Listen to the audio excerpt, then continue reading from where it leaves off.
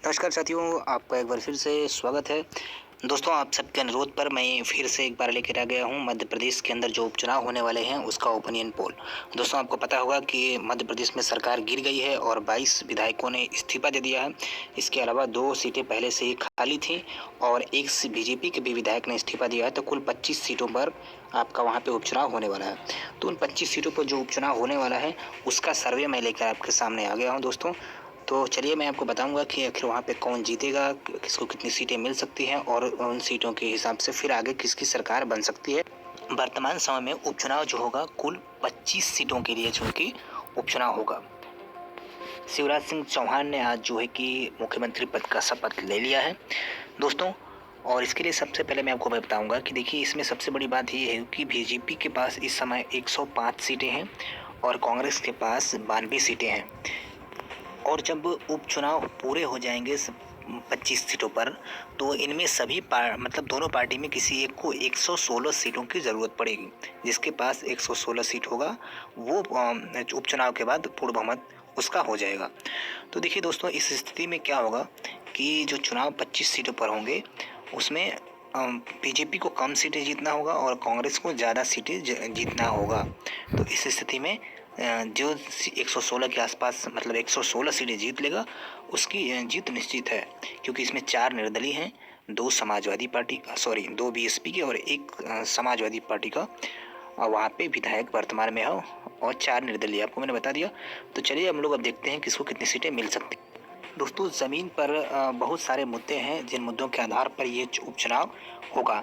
इसमें सबसे बड़ा मुद्दा होगा कि जो कांग्रेस के विधायक थे उन्होंने पलटी मार दी, यानी वो दूसरे खेमे में चले गए, तो ये सबसे बड़ा मुद्दा होगा। इसके अलावा जो बीजेपी के विधायक जो कांग्रेस के विधायकों के सामने बहुत कम वोटों से हारे हैं, अगर उनको टिकट नहीं मिलेगा तो वो भी जो है कि बागी हो सकते हैं, वो भी पार्टी के खिलाफ भी चुनाव जाके लड़ सकते हैं। साथ ही साथ जो कमलनाथ का 15 सालों का जो शिवराज का था कार्यकाल, उसके सामने कमलनाथ का 15 महीने का जो कार्यकाल है उसको रखकर सामने चुनाव लड़ा जाएगा। इसमें जो उन्होंने बहुत सारे किसानों से वादे किए थे, युवाओं से वादे किए थे, कितने वादे उन्होंने पूरे किए, कितने नहीं किए, इन सारी बातों का उपचुनाव होगा और इस उपचुनाव से हार जीत तय हो जाएगी। तो यहाँ पे कांग्रेस को 24 सीटें अगर मिल जाएगी तो कांग्रेस जीत सकती है और बीजेपी को 11 सीटें मिल जाएगी तो बीजेपी जीत सकती है। तो ये मुद्दे जो है कि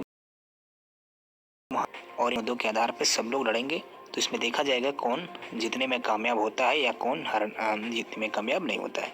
तो सीटों के लिहाज से बात करें तो देखिए, आज के डेट में अगर चुनाव होता है तो भारतीय जनता पार्टी को कितनी सीटें मिलेंगी, देखिए आपकी स्क्रीन पे आ गया है। अगर आज के डेट में चुनाव होता है तो भारतीय जनता पार्टी को यहाँ पे 9 सीटें आसानी से मिल रही हैं। 9 सीटें भारतीय जनता पार्टी के खाते में जाती हुई दिख रही है बहुत ही आसानी के साथ। तो ओपिनियन पोल के अनुसार यदि बीजेपी 9 सीटें जीतने में कामयाब होती है तो पहले की उसकी 105 सीटें और अब की 9 सीटें, ये सीटें मिला टोटल 114 सीटें उसके पास हो जाती हैं। यानी बहुमत से बीजेपी 2 सीटें पीछे रह जाती है। लेकिन इसमें बीजेपी के लिए सहूलियत की बात यह है कि वो बीएसपी के 2 कैंडिडेट और बीजेपी के और समाजवादी पार्टी के 1 कैंडिडेट का सहारा ले सकती है। बीएसपी के 2 कैंडिडेट हैं उनका सहारा ले सकती है, या फिर निर्दलीय 4 हैं उनको अपने पार्टी में उनका सहयोग ले सकती है। तो इस तरीके से भारतीय जनता पार्टी के लिए सरकार बचाना कोई मुश्किल का काम नहीं दिखेगा, यानी बहुत ही आसानी से बीजेपी सरकार बचाने में कामयाब हो सकती है। चलिए अब आपको बताते हैं कि कांग्रेस को क्या करना होगा और कांग्रेस के लिए क्या संभावनाएं अभी बन रही हैं। देखिए, यहाँ पे कांग्रेस पार्टी को यहाँ पे अगर नतीजे अपने पक्ष में लाने हैं, फिर से दोबारा सरकार बनानी है, तो कांग्रेस पार्टी को जमीन पे कड़ी मेहनत करनी पड़ेगी और लगभग सभी सारी की सारी 25 सीटें जीतनी होगी।